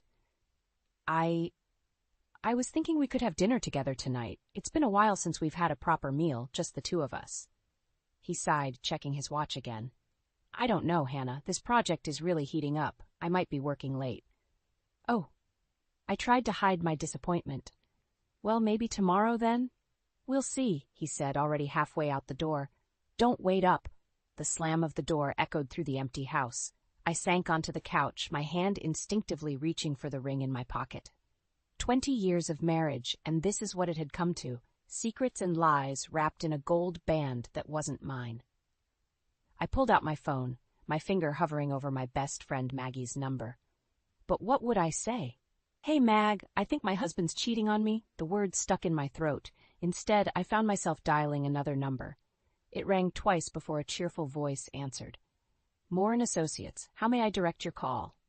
"Yes, hello," I said, my voice barely above a whisper. "I'd like to speak with someone about hiring a private investigator." There was a pause on the other end. "Of course, ma'am. I'll transfer you to Mr. Moore. May I have your name?" I hesitated, then squared my shoulders. Hannah Thompson." As I waited to be transferred, I caught sight of our wedding photo on the mantel. Peter and I, young and in love, beaming at the camera. When had that happiness slipped away? And more importantly, how had I not noticed? The line clicked and a deep voice came on. "Mrs. Thompson, this is Jack Moore. I understand you're interested in our services." I took a deep breath, twisting my ring on my finger. "Yes, Mr. Moore, I need your help. I think my husband is having an affair." There was a moment of silence, then Mr. Moore spoke again, his voice gentle but professional. "I'm sorry to hear that, Mrs. Thompson. Can you tell me what's led you to this conclusion?" I opened my mouth to respond, but the words caught in my throat. How could I explain the years of growing distance, the late nights at the office, the way Peter's eyes no longer lit up when he saw me? And now, the damning evidence of that other ring, hidden away in Peter's pocket like a dirty secret. As I struggled to find the right words, I heard the front door open. My heart leapt into my throat. "I'm sorry, Mr. Moore," I whispered urgently. "I have to go. I'll call you back." I ended the call just as Peter walked into the living room, his brow furrowed. "Hannah, who were you talking to?" I plastered on a smile, hoping he couldn't hear the pounding of my heart. "Oh, just Maggie. Girl talk, you know." He nodded absently, already loosening his tie. "Listen, I forgot some files I need for my meeting. I'll be heading back out in a minute." As he climbed the stairs, I felt the weight of the other woman's ring in my pocket, a silent accusation against the man I thought I knew. In that moment, I made a decision. I wouldn't confront Peter, not yet. First, I needed answers, and I would get them, no matter the cost. I couldn't sleep that night, tossing and turning as memories of Peter and I flooded my mind. How had we gone from that bright-eyed couple to this? I glanced at Peter's sleeping form, his back turned to me. When had that become the norm? As dawn broke, I slipped out of bed, careful not to wake him. In the kitchen, I absently stirred my coffee, lost in thought. The first time I met Peter flashed before my eyes. A chance encounter at a bookstore, both of us reaching for the same novel. "You have excellent taste," he'd said, flashing that charming smile that made my heart skip a beat. We'd spent hours talking that day about books, dreams, life. It felt like I'd known him forever. Now, 20 years later, I wondered if I'd ever really known him at all. The sound of Peter's footsteps jolted me back to reality. He entered the kitchen, already dressed for work. "Morning," he mumbled, barely glancing my way as he poured his coffee. I took a deep breath. "Peter, I was thinking, maybe we could take a weekend trip soon? Just the two of us?" He frowned, checking his phone. "Hannah, you know how busy work is right now. I can't just take off." "It doesn't have to be now." I pressed. "Maybe next month? We could go to that little B&B we loved, remember?" Peter sighed, finally looking at me. "Look, I appreciate the thought, but now's not a good time. Maybe later, okay?" As he turned to leave, I felt something inside me snap. "When is it ever a good time, Peter? When was the last time we did anything together?" He paused, his back to me. "Hannah, don't start. I don't have time for this right now." "You never have time!" I exclaimed, my voice rising. "You're always working, always busy. It's like I don't even exist anymore." Peter whirled around, his face flushed with anger. "What do you want from me, Hannah? I'm working my ass off to provide for us, and all you do is complain." His words hit me like a slap. "All I do? I've dedicated my life to our home, to you. And this is how you repay me?" For a moment, I thought I saw a flicker of guilt in his eyes, but it was quickly replaced by cold indifference. "I have to go," he said flatly. "We'll talk about this later." As the door slammed behind him, I sank to the floor, my body shaking with sobs. How had we become strangers living under the same roof? With trembling hands, I pulled out my phone and dialed Mr. Moore's number. It was time to face the truth, no matter how painful. "Mrs. Thompson," his calm voice answered. "I'm glad you called back. Are you ready to proceed?" I took a deep breath, steeling myself. "Yes, Mr. Moore, I need to know the truth about my husband." "I understand," he replied. "Can you tell me about any suspicious behavior you've noticed?" I hesitated, then spilled everything, the late nights, the emotional distance, and finally, the ring I'd found. As I spoke, I felt a strange mix of relief and dread. "That's certainly concerning," Mr. Moore said when I finished. "We'll start our investigation immediately. But Mrs. Thompson, I must warn you, are you prepared for what we might uncover?" The question hung in the air, heavy with implications. Was I ready to have my worst fears confirmed, to have my entire life upended? "I have to know," I whispered, more to myself than to Mr. Moore. "Whatever it is, I need to know the truth." "Very well," he replied. "We'll be in touch soon with our findings." As I ended the call, I noticed a text from Peter. "Working late tonight. Don't wait up." My fingers hovered over the keypad, a dozen angry responses flashing through my mind. Instead, I simply replied, "Okay." I looked around our home, filled with memories of happier times, photos of our wedding, our honeymoon, holidays spent together. Each image now felt like a mockery of what we'd become. Whatever Mr. Moore uncovered, I knew one thing for certain: nothing would ever be the same again. And as that realization sank in, I felt a strange sense of calm wash over me. The worst was yet to come, but for the first time in years I was ready to face it head-on. The manila envelope sat on the kitchen table, taunting me. Mr. Moore had delivered it personally this morning, his face grim as he handed it over. "Mrs. Thompson," he'd said, "I think you should prepare yourself." Now, hours later, I still couldn't bring myself to open it. The truth I'd been seeking suddenly felt too heavy to bear. But as I heard Peter's key in the lock, I knew it was now or never. "Hannah?" Peter called out, his voice echoing through the house. "You home?" I took a deep breath, steeling myself. In the kitchen. He walked in, loosening his tie. His eyes fell on the envelope. "What's that?" "Why don't you tell me, Peter?" I said, my voice surprisingly steady. I pushed the envelope towards him. "Go ahead, open it." Confusion flickered across his face as he reached for it. "Hannah, what's going on?" "Just open it," I repeated, my heart pounding. As Peter pulled out the contents, photographs, hotel receipts, a transcript of a damning phone conversation, I watched the color drain from his face. "Hannah," he started, his voice low, "I can explain." "Explain?" I cut him off, anger surging through me. "Explain how you've been lying to me for months, how you've been sneaking around with her." I grabbed one of the photos, shoving it in his face. It showed Peter and a young blonde woman, locked in an intimate embrace outside a hotel. "Who is she, Peter? How long has this been going on?" He ran a hand through his hair, sighing heavily. "Her name's Amber. We met at a conference 6 months ago. It just happened." "It just happened," I repeated incredulously. "For 6 months? And what about this?" I pulled out the other woman's wedding ring from my pocket, the one I'd found in his laundry. Peter's eyes widened in recognition. "Where did you?" "It doesn't matter," I snapped. "What matters is that you've been living a double life, Peter. You've made a fool of me, of our marriage."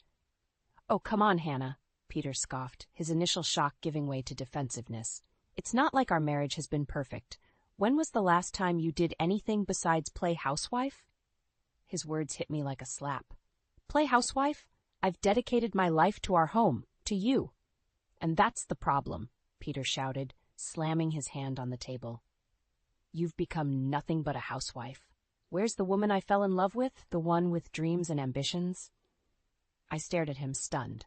"So this is my fault? Because I chose to support you, to build our life together?" Peter's face softened slightly. "Hannah, that's not what I meant. It's just, things change, people change.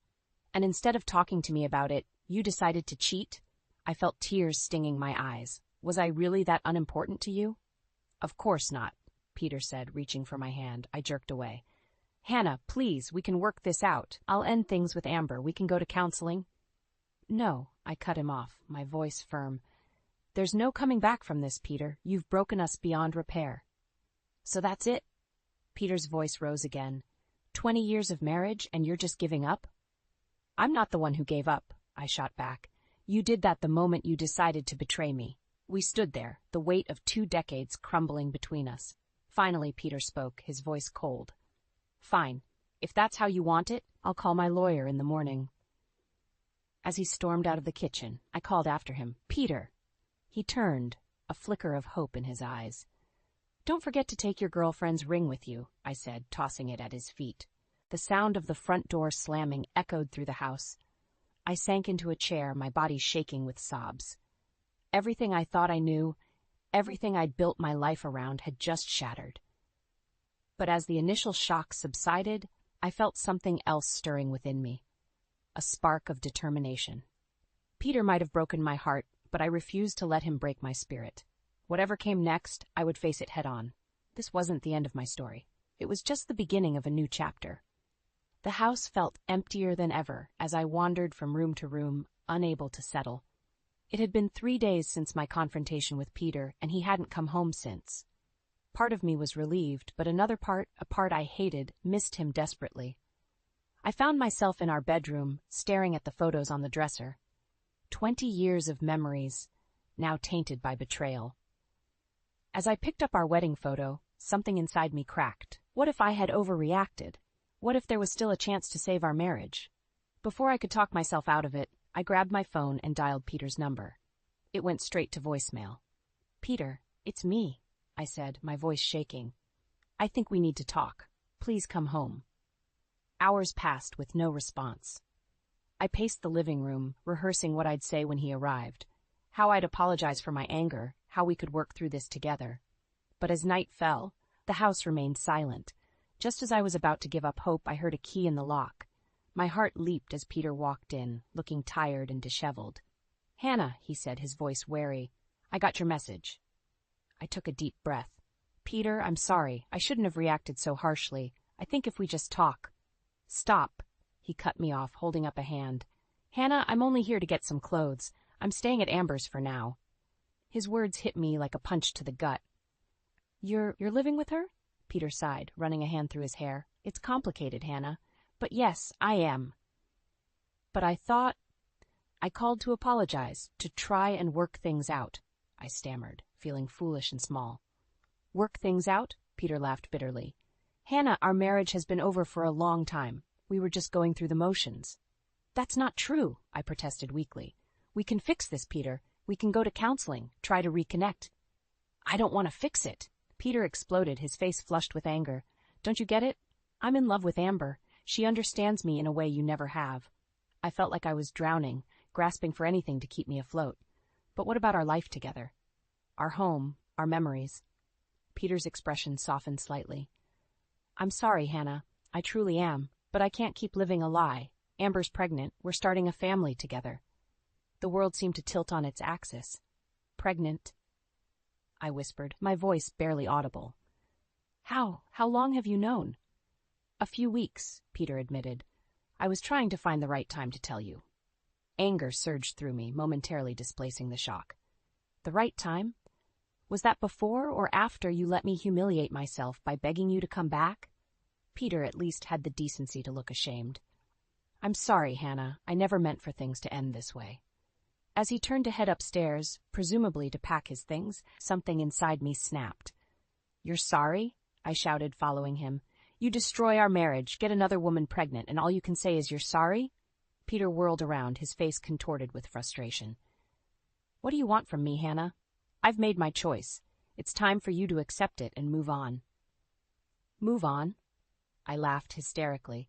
"You've taken everything from me, Peter. My trust, my love, my future. What exactly am I supposed to move on to?" For a moment, I saw a flicker of the man I'd fallen in love with in Peter's eyes, but it quickly vanished, replaced by cold determination. "That's not my problem anymore, Hannah. I'll have my lawyer contact you about the divorce proceedings." As Peter disappeared into our bedroom, no, his old bedroom, I stood frozen in the hallway. The life I'd known, the future I'd planned, was crumbling around me. But as the initial shock wore off, I felt something else rising within me, a fierce, burning anger. Peter might think he'd taken everything from me, but he was wrong. I still had my dignity, my strength, and as I listened to him pack, I made a decision.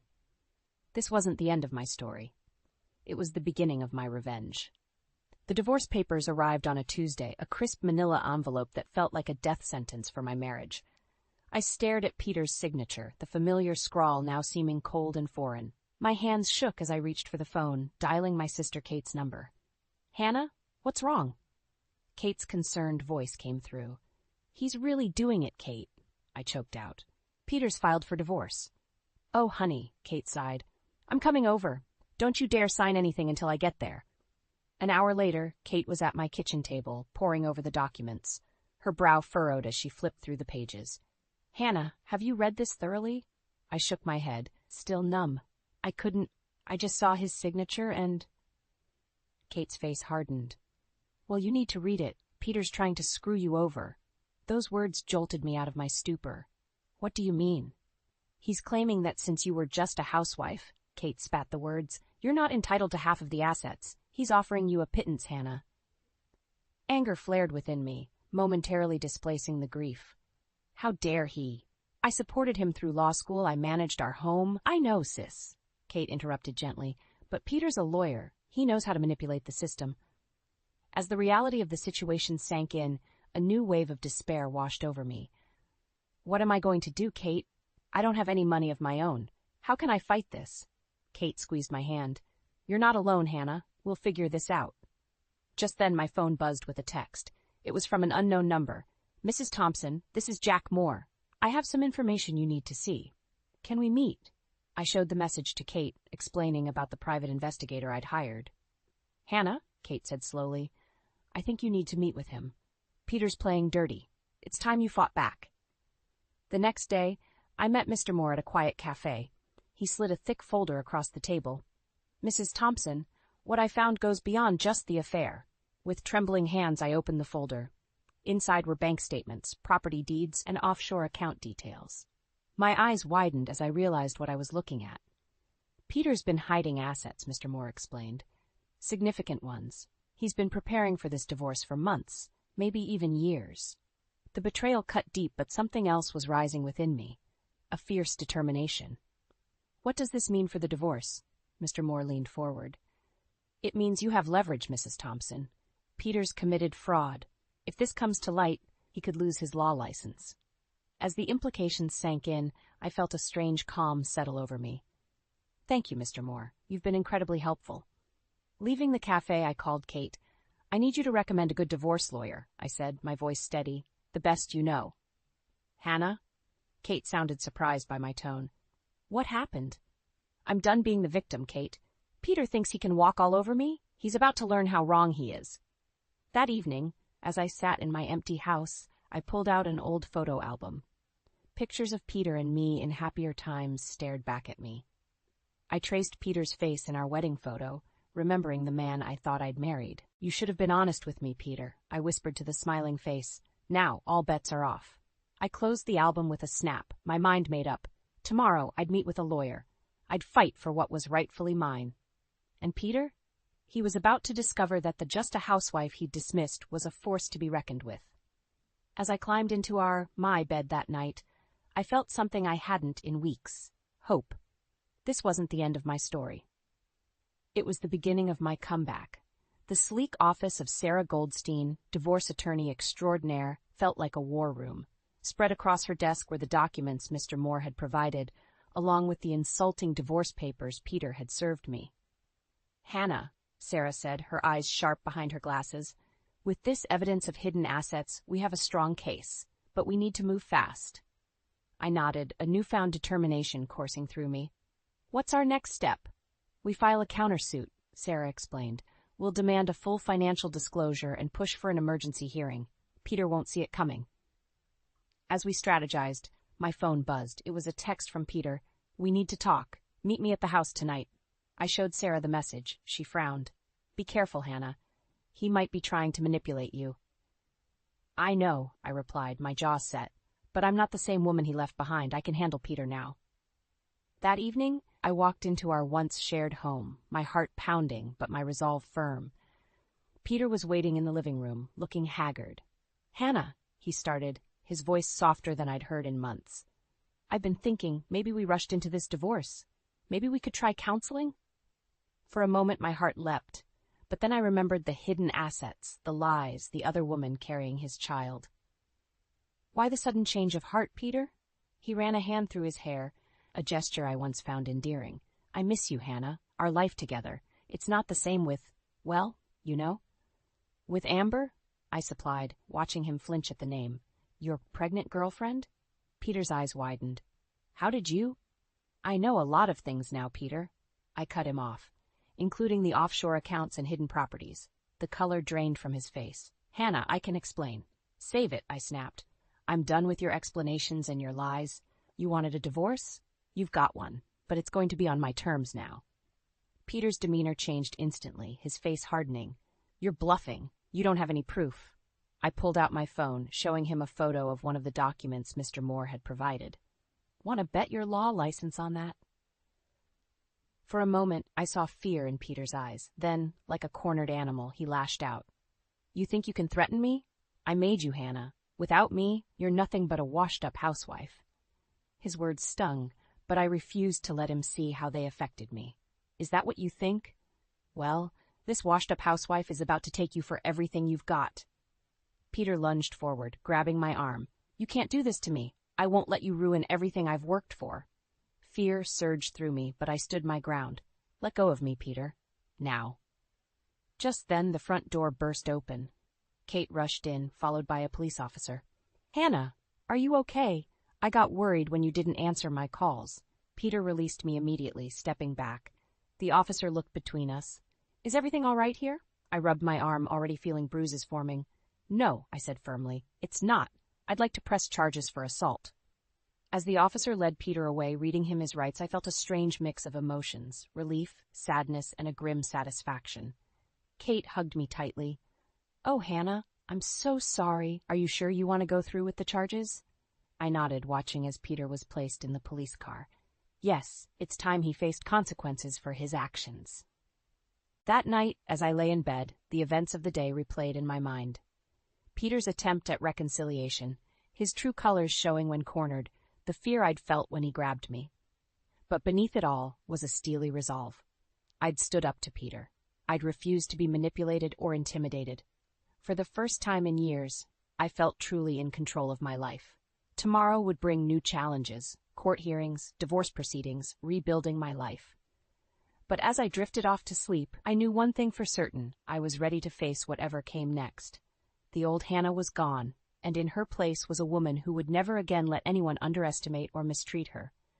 The courthouse loomed before me, its stone facade a silent witness to countless battles. Today it would host mine. I smoothed my skirt, took a deep breath, and walked in, Sarah Goldstein at my side. Remember, Sarah whispered, stay calm, no matter what Peter or his lawyers say. We have the upper hand. I nodded, steeling myself as we entered the courtroom. Peter was already there, looking polished in an expensive suit. Our eyes met, and I saw a flicker of surprise, perhaps at my composure, or the determination in my gaze. As the judge entered and proceedings began, I felt a surreal calm. This was it, the moment that would define my future. Peter's lawyer spoke first, painting me as a vindictive wife, making false accusations out of spite. I clenched my fists under the table, willing myself to remain stoic. Then it was Sarah's turn.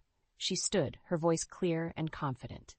Your Honor, we have evidence that Mr. Thompson has committed fraud by hiding substantial assets. The courtroom erupted in murmurs.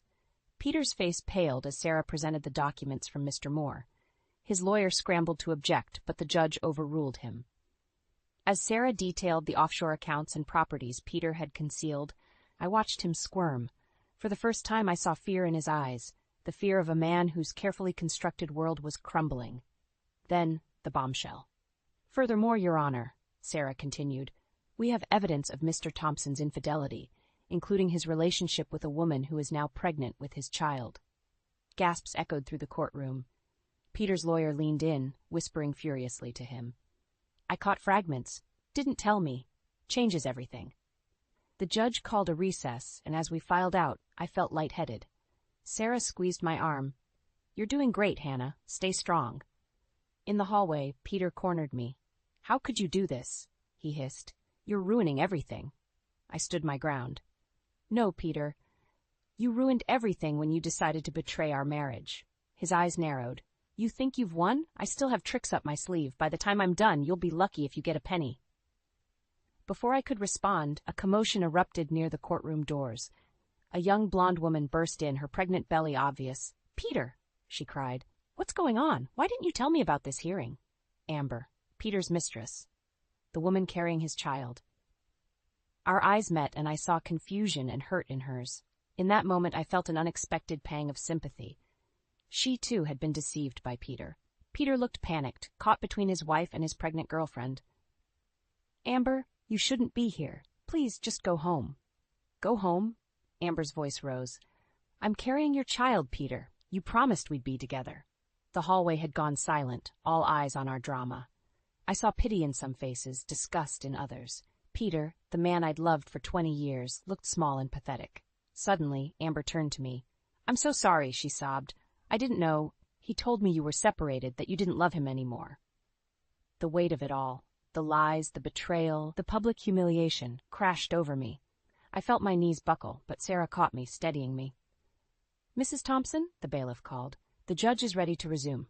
As we re-entered the courtroom, I felt as if I was walking through a fog. Peter's deceptions had hurt not just me, but this young woman too. The life I'd built, the future I'd planned, all of it was gone. But as I took my seat, facing the judge, a strange clarity washed over me. This wasn't just about the money or the assets anymore. It was about justice, about standing up for myself and every other woman who had been lied to and manipulated.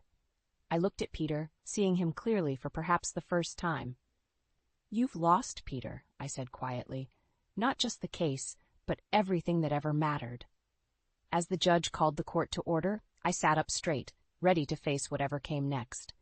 The old Hannah might have crumbled under the weight of this moment, but the woman I'd become? She was ready to fight and win.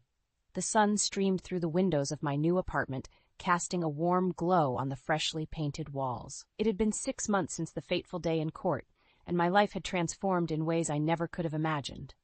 I sipped my morning coffee, savoring the quiet moment before starting my day. The stillness was interrupted by a ping from my phone, a news alert. My heart skipped a beat as I read the headline, "Prominent lawyer Peter Thompson disbarred for fraud and ethical violations." A mix of emotions washed over me: vindication, sadness, and finally, a sense of closure. I had won the divorce settlement, exposing Peter's hidden assets and securing my financial future. But the victory had come at a cost. The scandal had rocked our community, and Peter's career had crumbled in the aftermath. As I scrolled through the article, my phone rang. It was Kate. "Hannah, have you seen the news?" she asked, her voice a mix of concern and excitement. "I just did," I replied, surprised by the calmness in my voice. "How are you feeling about it?" Kate paused. "I'm more concerned about how you're feeling. Are you okay?" I took a deep breath, considering her question. "You know what, Kate? I really am. For the first time in years, I feel free." We chatted for a few more minutes before I had to get ready for work. Yes, work. In the months following the divorce, I had rediscovered my passion for interior design, a dream I had set aside when I married Peter. Now I was apprenticing at a local firm, learning the ropes and building a new career. As I walked to the office, I passed the coffee shop where Peter and I used to have our Sunday brunches. Through the window, I caught a glimpse of a familiar face, Amber, Peter's former mistress. Her baby bump had given way to a stroller. Our eyes met, and after a moment's hesitation, she gave me a small, sad smile. I nodded in return, feeling a surprising lack of bitterness. We had both been victims of Peter's deception, in our own ways. At the office, my colleague Sandra greeted me with a knowing look. "Quite the headlines today, huh?" she said, handing me a stack of fabric swatches. I nodded, focusing on the task at hand. "Life has a way of balancing the scales," I replied, surprised by the wisdom in my own words. As the day progressed, I found myself reflecting on the journey of the past year. The pain of betrayal, the fear of an uncertain future, the struggle to reclaim my identity. It had all led me here, to this moment of strength and self-discovery. That evening, as I walked home, my phone buzzed with a text. It was from Peter. My heart raced as I opened it. "Hannah, I know I have no right to ask, but I need help. Can we talk?" I stared at the message, memories of our life together flashing through my mind. The young, ambitious lawyer I had fallen in love with, the man who had betrayed and belittled me, the broken figure in the courtroom, watching his lies unravel. Taking a deep breath, I typed my response. "I'm sorry, Peter, but that chapter of our lives is closed. I wish you well, but I can't be the one to help you anymore." As I hit send, I felt a weight lift from my shoulders. The last tie to my old life had been severed. I was no longer Peter's wife, no longer the woman who would sacrifice her own needs for his ambitions. I was Hannah, strong, independent, and finally, truly free. Entering my apartment, I was greeted by the vision board I had created, filled with dreams and goals for my new life. Travel plans, design projects, even a tentative sketch for a book I hoped to write someday. Each item represented a piece of myself I was reclaiming and nurturing. As I settled onto my balcony with a glass of wine, watching the sun set over the city, I felt a profound sense of peace. The road ahead was uncertain, but for the first time in years, I was excited about the journey. "Here's to new beginnings," I whispered to myself, raising my glass to the fading light. The Hannah who had started this journey would never have believed where it would lead. But the woman I had become, she was ready for anything life might bring. And that, I realized, was the greatest victory of all.